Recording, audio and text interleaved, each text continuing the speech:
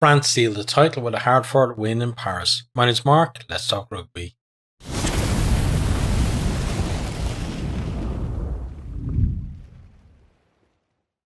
France, Six Nations champions for 2025. So let's have a chat about how they got there. Starting off, going forward in the maul at a rate of knots. Scotland in at the side. Very kickable penalty. Ramos pops it over for 3 points to nil. France then, they know they don't need a bonus point in this game. So you can tell any kind of win, is enough for them. And they're going to take their penalties, especially early on in the game. Scotland then trying to run the ball out of their own 22. Antonio turns it over and France look to strike. They go to width and Mo Fana tries to kick through, but Russell guides it over the dead ball line. Scotland then, they get Matt Fagerson over the ball after the dropout, and he wins a penalty. So, good progress from them. They then work it into 22, throwing the ball around, making meters, but there's a knock on, and BLBRE sends Entamac away on their counter-attack. He's stopped, but there's some great hands, especially from some forwards, keep the ball alive. For France, before though, there is then a knock on, and the start of the game is just 100 miles an hour from both teams, and that's kind of what we've come to expect between these two over recent years. Jamie Richard then goes to the bin as he collapses a rumbling French maul. France kick to the corner, and that French maul really was good tonight. Scotland though stopped the maul this time, but Jordan was in at the side, so it's another penalty. France kicked that to the corner, and it feels like this is a pivotal period of the early game. The ball goes down again, but this time it's actually by France. Scotland turn it over. Good defense there from them, not letting France get too much of a head of steam up. But France do come back. Ramos returns a clearing kick. Scotland initially holding him on the edge of 22. Then Fiku gets through a gap and then puts Mo Fana away. He's tackled a few meters from the line, but he's able to stretch out and score under the post, convert for 10 points to nil. Scotland then force a penalty after BLBRE drops a high kick. Ben White taps it, goes quickly into 22, but Aldrit gets over the ball to win a penalty for France. Then we got a bit of handbags between the teams. We have a TMO check, and Mao Vaca makes head-on-head contact with Ben White. He goes to the bin, and it goes for review. And it looks like they're fighting, and he basically tries to butt him. I'm not sure. I didn't see all the angles whether he actually head-butts him in the head, but that's what he tried to do. Penalty gets reversed, and Phil Russell makes it 10 points to 3. Then Russell drops a punt from Pinot, and Luku kicks it through. He's beaten to it by White, but Scotland took it back over their own line, so it's a 5-meter scrum to France. Scotland then offside. France putting pressure on that try line. Ramos then pops that penalty over for 13 points to 3, and that takes him up to being France's leading point scorer of all time as he passes Freddie Michalak. Excuse me. We then find out the yellow will stay yellow. They said there wasn't a high degree of danger, which I found it was kind of weird because it seemed like they were applying the tackling protocol to what looked like an attempted headbutt, and I'm sure there's going to be plenty of Scots kind of baffled by that one. But again, I haven't seen all the angles on it, and I don't like to see people getting sent off anyway. But yeah, some Scots will question that. I'm not sure, in terms of the overall outcome though of the game. I think, even with a 20-minute red card, I think France still would have gone on to win the game. So next then, Scotland worked the ball into 22. They're probing the French defence. Van der Merwe and Jones carrying well. Before then, Russell puts Darcy Graham through a gap, and he just, kind of just about avoids a tackle. His leg is kind of pulled back a little bit, but he's able to straighten himself, keep his balance, and goes under the post to score. That's converted for 13 points to 10, and it really feels like game on at this stage. Scotland then go through 17 phases into 22. They got 4 penalty advantages, including a lifting tackle and a high tackle. And Jean-Baptiste Gros, he goes to the bin. Russell then squares it up at 13 points all. Gregor Brown gets over the ball, but then Dave Cherry is actually lying on the wrong side. So it's a penalty to France for Cherry pretty much not rolling away.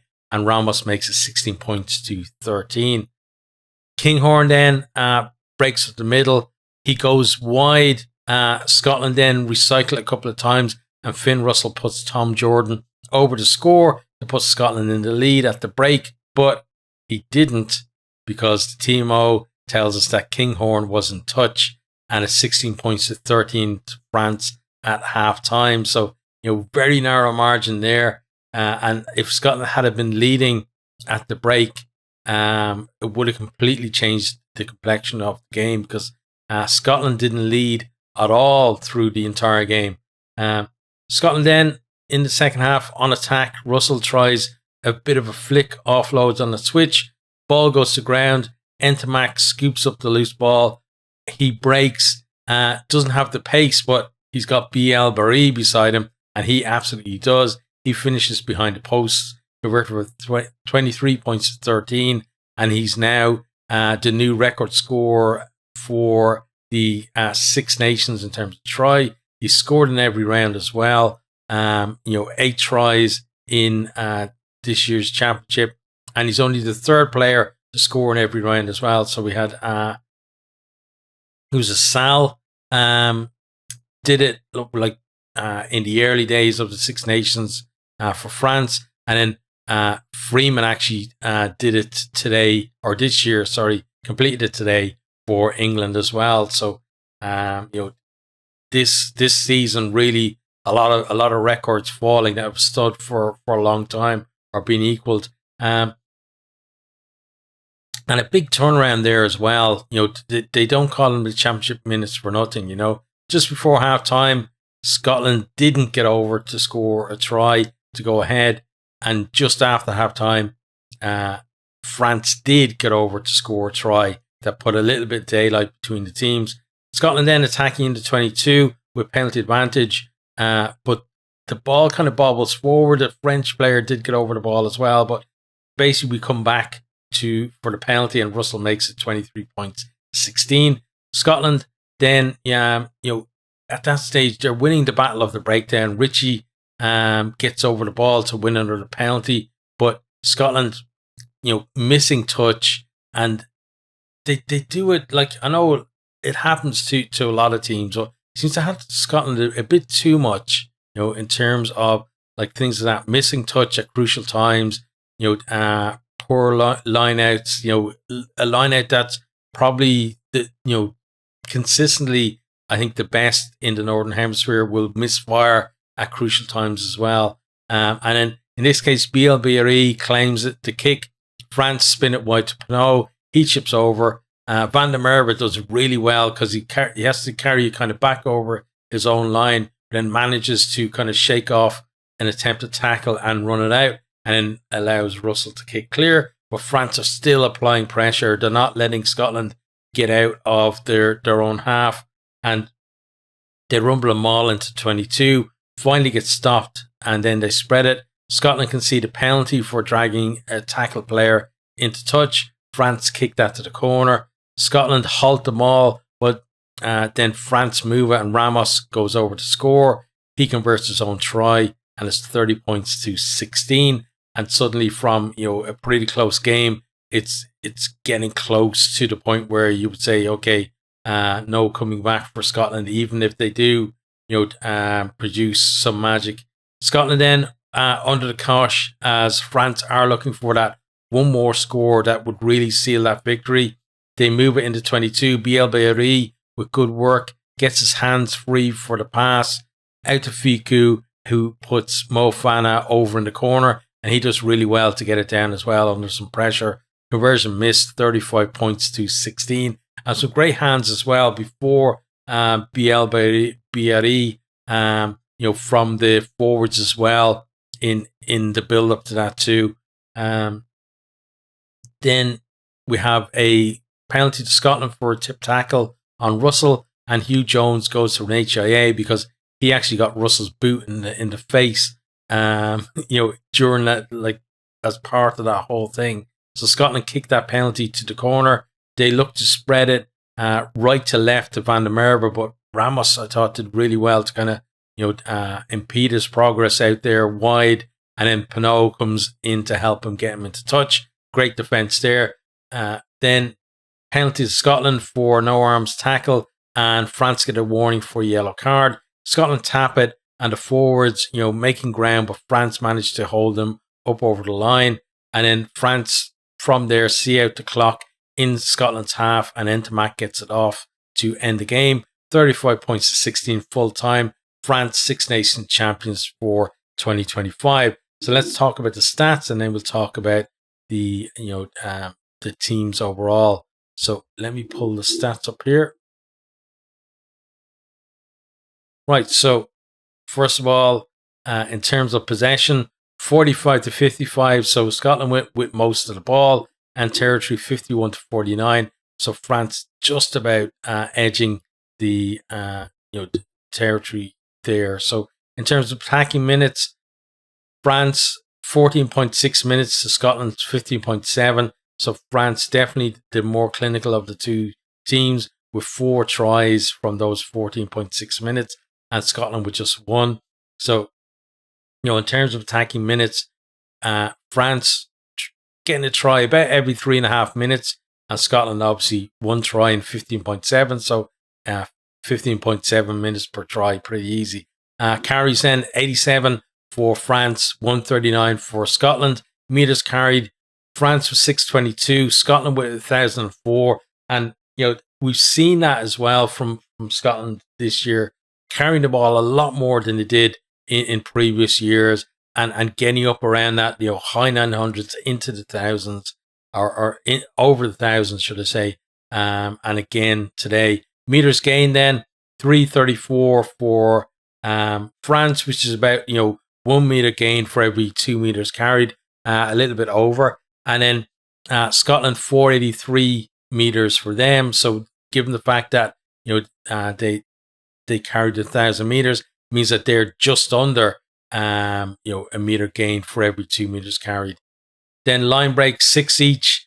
Defenders beaten 16 to 30. So France, much better at converting defenders beaten into actual line breaks. Basically, like, it's around about a 3-1 for them, and it's a 5-1 for Scotland. Then total passes 108 to 222. So again, Scotland going through lots of phases, lots of passes. Offloads 5 for France and 14 for Scotland. But some of Scotland's offloads not so good, including the one that ended up with Ntamack breaking and then BLBRE getting in under the post. Handling errors 7 to 14. So Scotland really trying to push the envelope there, but not really paying off for them. And France, kind of profiting from that as well. Turnovers conceded then 9 for France and 11 for Scotland. Okay, next let's look at the kicking. So kicks in play, 28 for France and 23 for Scotland. And again, we talked about this all through the tournament, like kicking meters, 874 for France, up about where they were last year. So in the last 2 games, France have kind of gone back to how they were last year, where they were kicking, consistently kind of towards the top in terms of all 6 teams, right? They would have been in the top 2 overall themselves in Scotland, and kicking for between 800 and about 1,200 meters per game, and 874 is right around that mark again. But Scotland, 584 again, much lower than last year, almost half of what they averaged last year, and complete change in terms of their strategy around kicking. And given the results that they've had this year, and kind of the the lack of kind of cutting edge that they had as well, even though they had more ball in hand, you would say that maybe it's a bit of a failed experiment for them. But we'll have to see if they continue with that and how that goes. Onto the defense then. Tackles made 176 to 125, 30 missed tackles to 16. So France with 85%, I think a little bit lower than we've seen them in a lot of the games, or it's kind of around about the same mark, but they're normally maybe 1 or 2 percentage points higher. Scotland with 89% is pretty decent, but again, it's in this game it was more about stopping France at crucial times, and they weren't able to do that. Those kind of 11% of missed tackles, obviously some of those were going to be with the tries as well, but we had players scoring through tackles and stuff like that too. But a decent overall, I think, defensive performance from Scotland. Then on to discipline. So penalties conceded, 11 for France, 12 for Scotland. So not great from either team, because again, we always talk about you want to try and have your penalty count down in the single figures. So neither team really doing all that great. France, had that period where they were giving away a lot of penalties close to the line and got a warning. And then offensive penalty conceded, 2 for France, 3 for Scotland, 9 each in defence. And then we have 2 yellow cards for France and 1 for Scotland as well. That's kind of a bit weird though, because there's just, you can't see it, but I'm looking at the colouring on the official website, and it's flipped the other way. Basically, like the home team France, all other stats are in orange, and Scotland stats are in white. And then for yellow cards, they're like the yellow cards for France are in white, and the ones for Scotland are in orange. So it's a bit weird. Anyway, on to breakdown. So Rooks won 70 to 111. 2 Rooks lost to 4. And then in terms of quick ball, so Rooks 0 to 3 seconds, 57% for France and 66% for Scotland, which is around, I think, like, was it Wales had something similar to that as well. But again, France having more, or sorry, Scotland having more of the quick ball, but not being able to do enough with it, in terms of keeping that scoreboard ticking over. France, 57% is still pretty good for such quick ball. So it's, I think both teams did well at the Rook, and we didn't see, we obviously saw some contests in terms of turnovers, etc., but it wasn't to the level that we've seen in other games where every single Rook is a big fight. Then kind of medium ball, 4 to 6 seconds, 31% for France and 21% for Scotland, and then over 6 seconds of slow ball, 12% to 13%. So Scotland, with the faster Rook speed on average, you can see that from those stats, but again, it was France really that had, for the most part, the cutting edge. I felt like they tried to use Hugh Jones and Darcy Graham as well, coming in off his wing to try and get through holes, but France so good at being able to, even with less time to set up, get that defense back in line, and it's a big credit to them. On to the second piece then. So scrums, 2-1 for France and 5 for Scotland. Scrums didn't really have a big part to play in the game. And then lineouts, 16 out of 16 for France, 15 out of 16 for Scotland. one line-out loss from them, and then one line-out steal for France. On to then kicks at goal, so successful penalties penalty kicks, 3 each during the game, and then conversions, 3 for France, 1 for Scotland, and then 1 missed conversion for France that really didn't have any impact on the game. Okay, so next, let's have a look at or talk about each of the teams. So let's start with Scotland. Like, they were competitive in that first half, but the fact that the Kinghorn try was chalked off, and then France, going into leading at the start or at the end of the half, and then scoring at the start of the second half, really did kind of, I wouldn't say turn the game on its head, because France, were probably edging it anyway at that point, but certainly made it a hell of a lot more difficult for Scotland to stay in the game. And I think the game really did go away from them when France started to unload that bench early in the second half, and Scotland didn't have the legs to kind of keep up. They did keep going though in that final quarter, even when the game was done as a contest. Heads weren't going down, they weren't conceding easy score, and they played their part. And it's fantastic spectacle as well. It was like fantastic atmosphere in the Stade de France there. And then, I thought, in terms of Duhan van der Merwe, didn't have a great impact on the game. I thought France handled him very well. Graham was far more dangerous of the two wings. Maul defense kind of struggled at times, and they didn't get their own maul going enough, I think, as well in the game. Some good carries, forwards and backs alike, and very competitive at the breakdown when they decided to compete.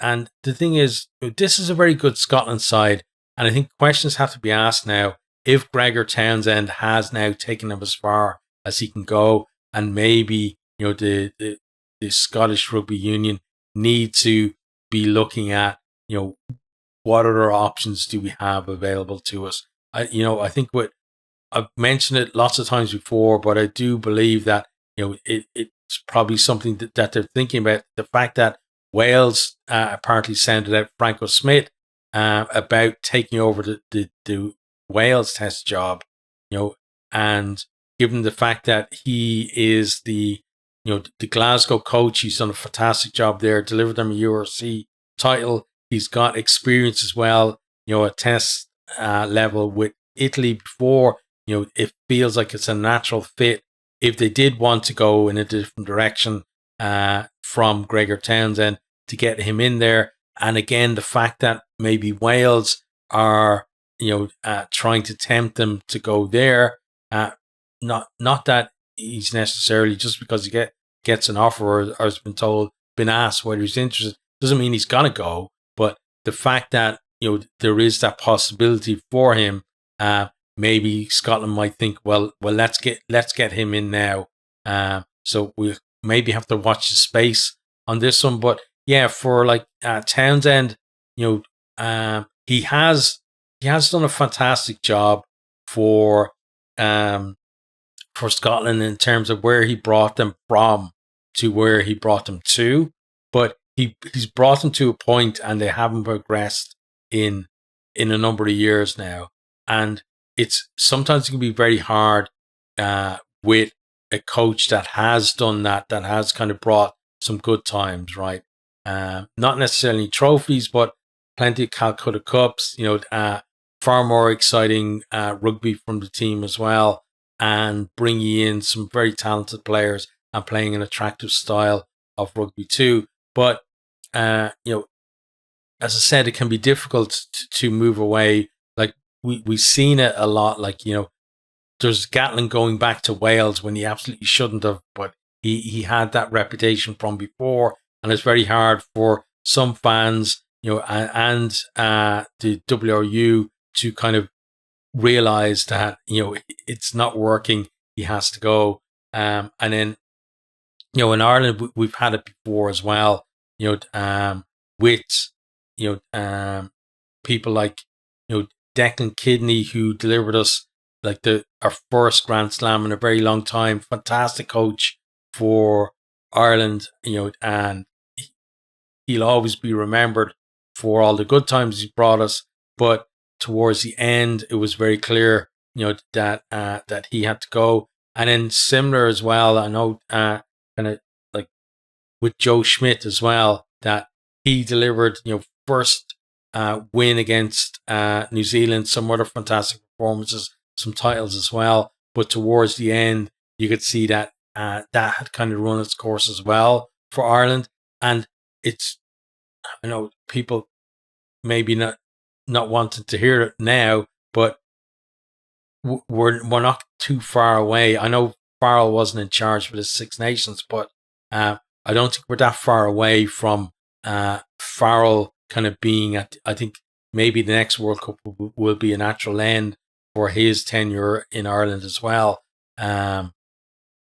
Because we've seen over the last while with Farrell and with Easterby, where Ireland have struggled. And I think that's where Scotland are now, or they're kind of further down the road, if you like, with that they're at the point now where they've got to make the decision, because if they don't replace Gregor Townsend now, they're basically saying we're going to bring him into the next World Cup, or we're going to make a last minute decision and basically roll the dice and see if bringing somebody in temporarily will actually work out. And we've seen for at the last World Cup, it can work well for you and it can be an absolute disaster. So take your choice, I guess. On to France then. They knew what they needed to do and they took their points in the first half before then adding the tries in the second half and putting a real gloss on a very good performance. Ramos and Ntamack, both excellent. Maul, a real weapon.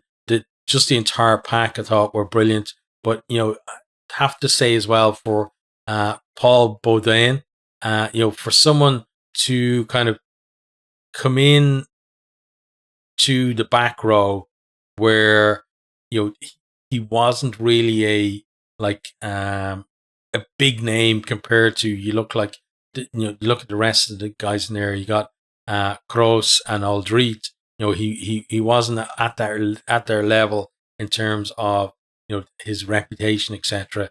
I thought he had an excellent tournament as well, and really didn't look out of place in that back row.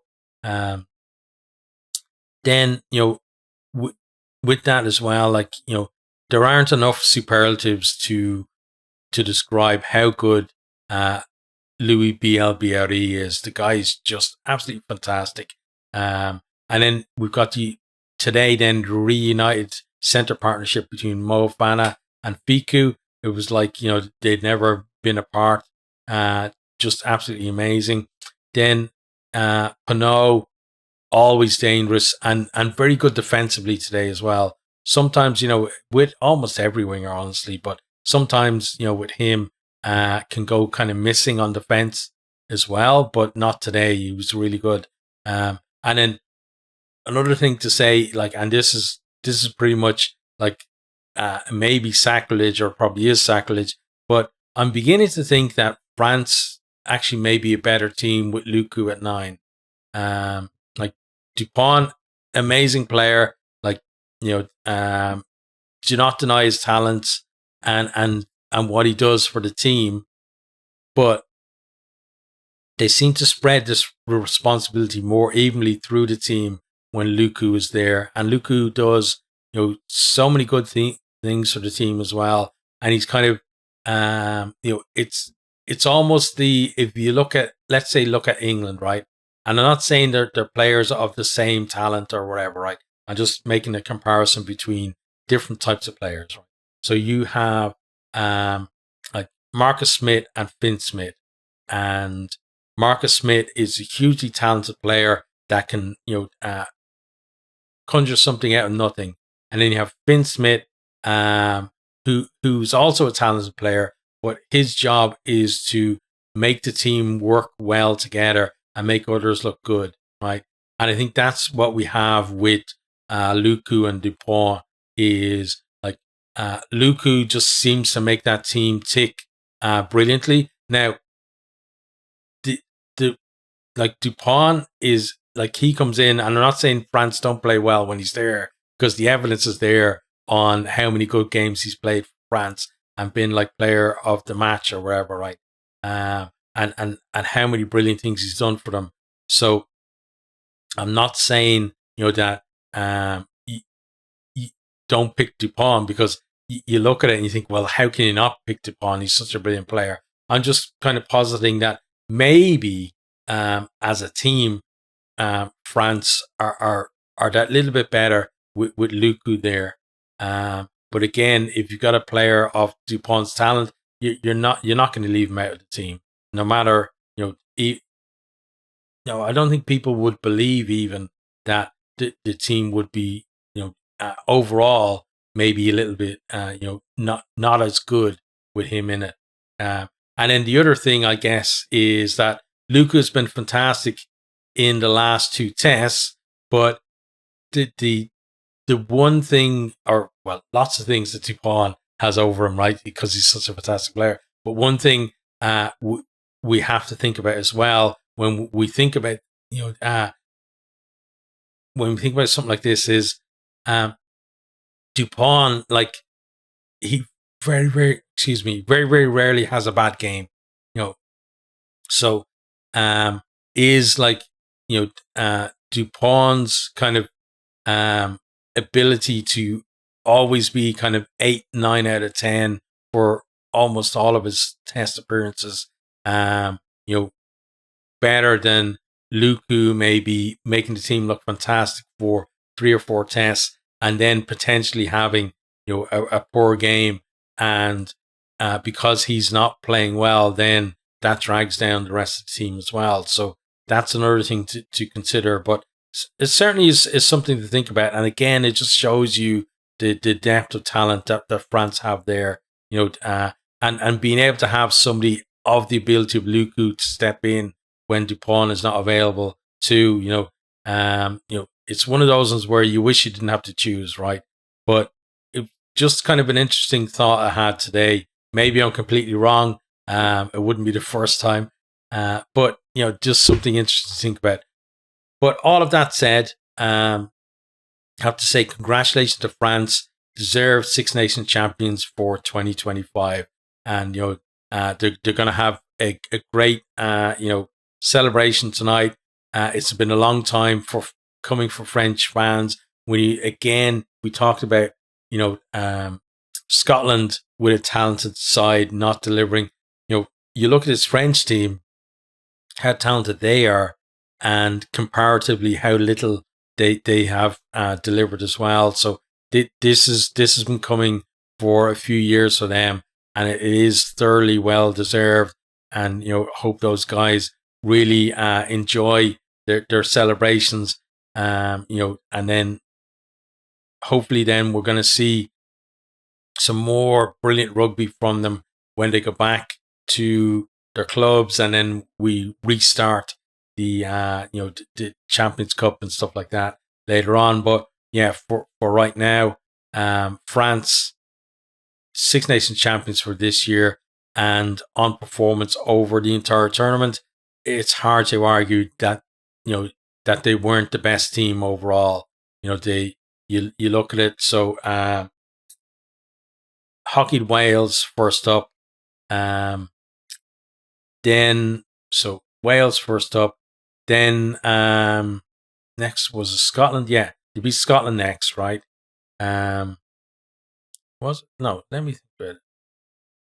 Yeah, I think they beat Scotland next, right? Then they lost to England. Then after that, completely destroyed Italy. Oh no, what I'm talking, they beat Scotland tonight. So let's go again. So beat Wales.